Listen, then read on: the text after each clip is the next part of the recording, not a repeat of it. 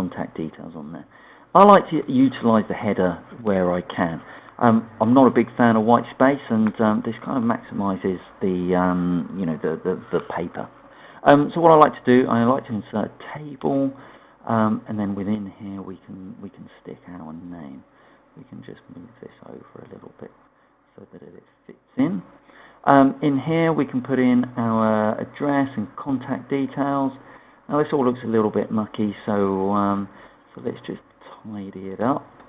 We can just put this in the center, do the same on the other side with this one. I'm not a big fan of the borders, so we can select no borders. Okay, so that's a good start, but really we want to make a punchy introduction about who we are and what we're looking to do. So we just want a soundbite in here. There's a few lines that's really going to stand out. Now, a recruiter, really what they want to know is who you are, what you've been doing, and what you want to do next. Here, I don't want to see any reference to how hardworking or what a brilliant communicator you are, because it's all a little bit cliche, and it's what everybody does, and it doesn't really add any value. Okay, next, I would stick in your employment. Well, in most cases, I'll stick in your employment. However, if you are pretty fresh out of education, then it might be worth sticking your education in next. But I think in most cases, stick your employment history next. So here we've put a kind of a different type of header just to make it stand out. We've put the dates that you've been employed there for.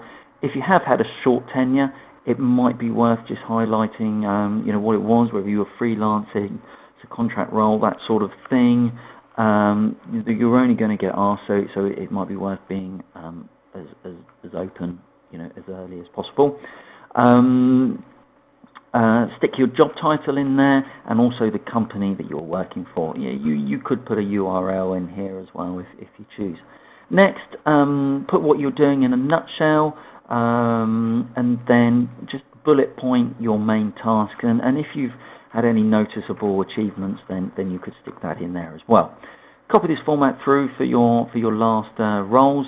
If you do have a little bit more experience, then it might be worth just highlighting, that as you go further down, just highlighting these, with the dates, your job title, and the company.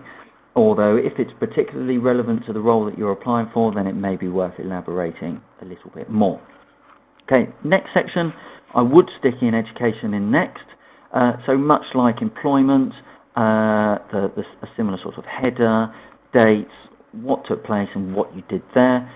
If you feel it's relevant, then you might want to expand on some of these a little bit more, but I'd personally keep it fairly brief. So next section would be skills. So here you can put things in like computer packages, your driving license, and any other sort of personal traits you feel are going to stand you in good stead for the role. Next, I would stick in your interests. You never know, the reader might see something in there that they can relate to, which would stand you in good stead. However, conversely, if you've got some interest that might be seen a little bit dubious in some eyes, then it might be worth keeping them off. And then lastly, it's probably worth just putting a statement in there that references available upon request. It's not worth detailing your referees. In most cases, employers will ask for them anyway. So yeah, I mean, it just helps to keep the CV short and sharp and concise. Now, short and sharp isn't necessarily something that we've done here.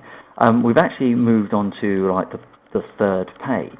Now, I would say that 3 pages is the absolute maximum, but I would personally prefer 2 pages.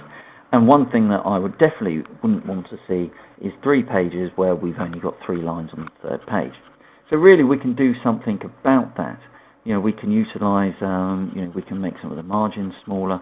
We can put in some columns just so that our page, our CVs are, just a little bit easier on the eye. So here we could put this into a column.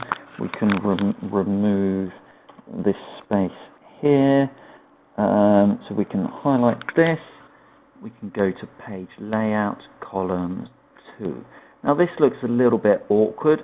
So if we select here, we can put in a column break. We can reduce this, and then we can make this margin. We could make that margin a little bit smaller, along with our header up here. So we've got everything on one page there. However, I notice we've got a header here where the main context is separated from the 2 pages. Therefore, if we just insert a page break, we now have a nicely balanced document over 2 pages, which is perfect.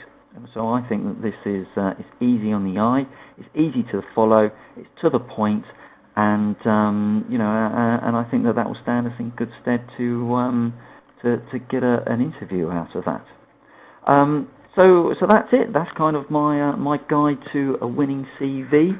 If you have any questions, then feel free to email me at info@cadjobhunter.com. Thanks for watching, and take care.